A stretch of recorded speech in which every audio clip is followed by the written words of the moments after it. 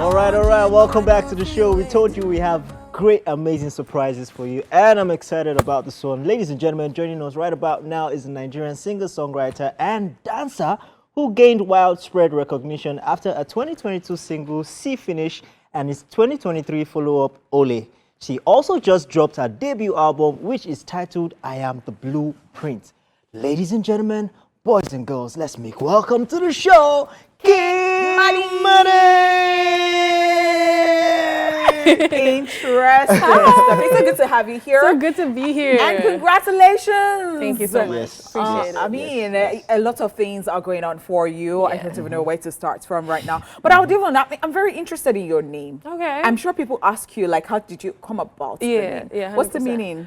Well, Madi, the way it's spelled, M-A-D-I, means extremely talented. Okay. So king of talent. Yeah, exactly. Yeah, but then the king, like the way I spelt it, I really like gender confusing names, especially when you say king and then everybody's expecting a boy, and I'm like, yeah, I get hi it. guys, it's just me. I get it. I love that. And then again, I liked the idea of king, but I didn't want like a too masculine. I wanted like a sign of femininity. Okay. And that's why I replaced it. Oh, fantastic. I mean, you've had an amazing past 2 years. It's been an amazing run. You came out, you came guns blazing, and then I mean you did a lot of collaborations as well over time. I just want to, how was those 2 years for you and the speed at which everything came about? How was it for you? It was great. You know, like I didn't really purposely enter into the industry, because those that know me know I used to be a TikTok creator, and I used to do covers. So when I made my my record See Finish, I put it on TikTok the way everybody just puts their stuff on TikTok, and it blew up, and I'm like, oh, I'm an artist now. Okay. Oh, so, you know, it's like, okay, now I have to keep doing it. Okay, let's go. So I when that happened, I really thought it was such a huge moment. Of course, there were like people that were showing me so much love, and then there were some that was like, oh, it's just a one-hit wonder. You're not gonna get another hit song. And I think when I had worked with Buju, was that pressure when people started saying that? There was, bro. Like when, you know, like when your record is so big, you're like, yo, am I really gonna? Because everyone was projecting what they saw on me, and they were like, See Finish is it, girl. Like you're not, because no one's gonna listen. And I was so afraid. But then again, I wanted to be authentic. I didn't want to create based on the pressure of everyone else. So when I was making the next record, which was Ole, which was supposed to be a song I put out, and Buju had reached out and he was like, let's work. I'm like, yeah, you're Buju, right? So here's the thing. I can't really like create next to you because, you know, I'd be nervous and all that. So I'm gonna send you something I was working on. And, you know, I played it for him. He loved it. He jumped on it, and I put it out, and everyone's like, oh, it's because of Buju. And then I'm like, you know what? Hey, what's wrong with you that? Like, and then I put out American Love, and everybody's like, oh, okay. We'll let her go. And then it's like, you know, right now I felt like I constantly had to be proving people wrong at a certain point. But right now I'm just chilling, man. Interesting stuff. Yeah. Now let's just, I mean, I know the feeling because I just looked at her and I'm like, that is too smooth. You get. So we're actually having some banter off air, and I'm like, let's just bring everything here. So I asked you, I said, what's your greatest fear? You guys, don't hate me for this, but I think my greatest fear as an artist right now is having to make music because of the business side of it, which is making music I wouldn't usually make. I'm not going to say the word so that don't not cancel me. I know, by the time she does that sound, she yo, knows if that I do that, like, she's yo, finished. I mean, I could definitely experiment, but I don't ever want to sell short my style because somebody's not accepting. I think that's my biggest fear, becoming that type of artist. Interesting stuff. Yeah. And apart from that, I think we talked about another thing. So I know that it was the beginning of the year when it was on the social media that somebody called you for a concert, and the person now said, can you imagine a 19-year-old saying that she wants to collect so amounts? And people were like, she's good. If she's good, why are you bringing the age into it?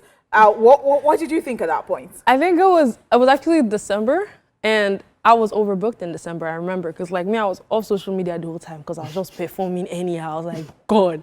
So me, I was gathering back the whole time, and then I think someone tried to book me for a show in my hometown, that's Enugu, and they reached out to my management. My management gave them a price, and then they were so pissed off. They went on Twitter, they're like, I was like, yo, that's not me. Like, I don't know, man. Like, yo, you know, so man, it's crazy. I can't lie because. I mean, let's talk about, before we talk about the album, I wanted to ask you, when things started, going crazy for you, what was that one DM that you received and you're like, no, it's not possible? Right. I would say The DM that shook me the most at this point would definitely be Naomi Campbell's. Oh wow! I was like, what? Like I was still, because it didn't feel real to me, man. I was just like, what the, wow. So I felt like that was that one. So are you going to be hanging with her? It's like, she's like my girl now. Okay. Question, have you done anything with Weez yet? I can't say. You can't say. All right, but on your new album, you didn't collaborate with anybody. Yeah. Why so? The title, I Am the Blueprint. I am the blueprint. I really feel like it's a movement. It's more than an album to me. It's a phrase. It's a confirmation.